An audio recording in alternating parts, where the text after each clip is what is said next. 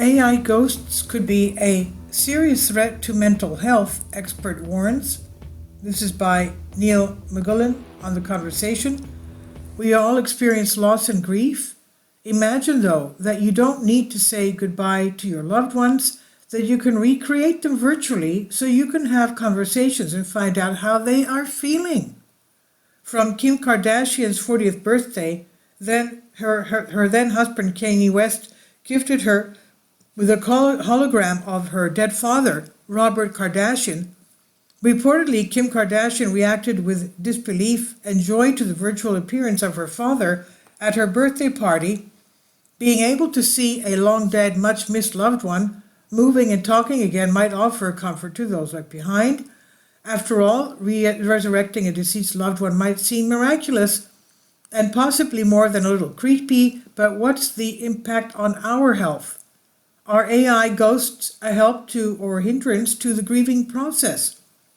As a psychotherapist researching how AI technology can be used to enhance therapeutic interventions, I'm intrigued by the advent of ghost bots, but I'm also more than a little concerned about the potential effects of this technology on the mental health of those using it, especially those who are grieving. Resurrecting dead people as avatars has the potential to cause more harm than good, perpetuating even more confusion, stress, depression, paranoia, and in some cases, psychosis. Recent developments in artificial intelligence, AI, have led to the creation of ChatGPT and other chatbots that can allow users to have sophisticated human-like conversations. Using deepfake technology, AI software can create an interactive virtual representation of a deceased person by using their digital content such as photographs, emails, and videos. Some of these creations were just themes in science fiction and fantasy only a few years ago, but now they are a scientific reality. Is this a help or a hindrance? Digital ghosts could be a comfort to the bereaved by helping them to reconnect with lost loved ones. They could provide an opportunity for the user to say some things or ask questions they never got a chance to when the now deceased person was alive. But the ghost bot's uncanny resemblance to the lost one may not be as positive as it sounds. Research suggests that death bots should be used only as a temporary aid to mourning to avoid potentially harmful emotional dependence on the technology. AI ghosts could be harmful for people's mental health by interfering with the grief process. Grief takes time, and there are many different stages that can take place over many years. When newly bereaved, those experiencing grief might think of their deceased loved ones frequently. They might freshly recall old memories, and it's quite common for a grieving person to dream more intensely about their lost loved ones.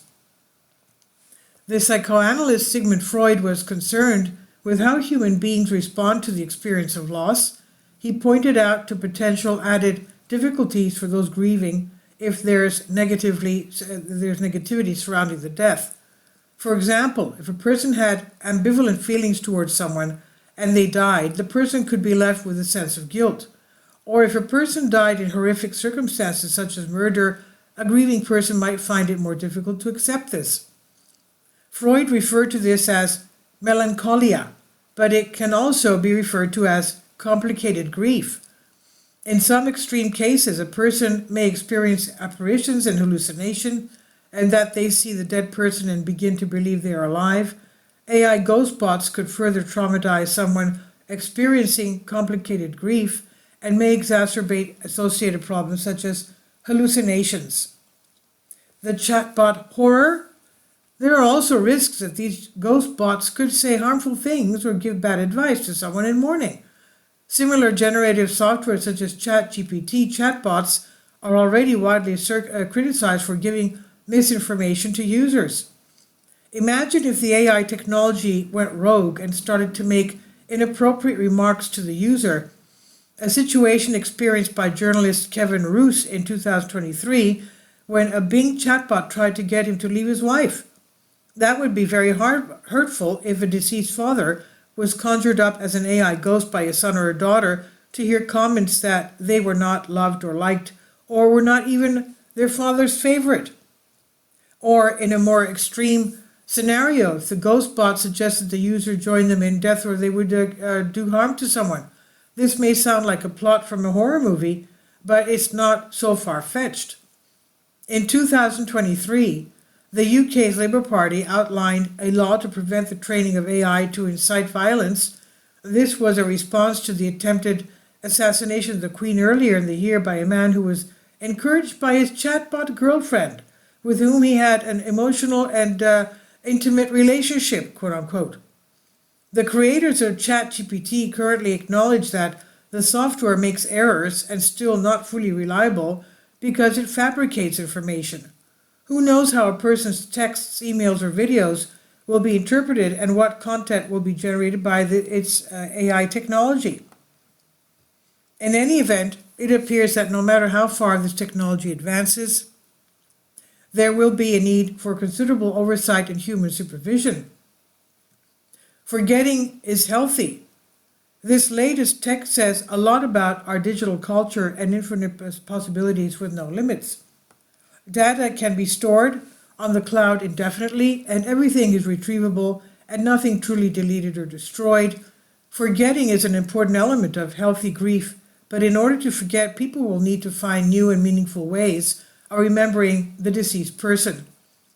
Anniversaries play a key role in helping those who are mourning not only remembering lost loved ones, but they are also opportunities to represent the loss in new ways. Rituals and symbols can make the end of something that can allow humans to properly remember and order in properly forget and to properly forget. This is from the conversation under Creative Commons here on Science Alert. This is by Nigel Mulligan, Assistant Professor, Psychotherapy, School of Nursing, Psychotherapy and Community Health, Dublin City University. Please leave your comments and thank you for your support. Kindly support my Patreon account. The daily posts are 5 videos daily, and they are totally different from what I have on my YouTube channel. Thank you so much for your support and that you find all my content so interesting. You'll find the Patreon account details in the description box below.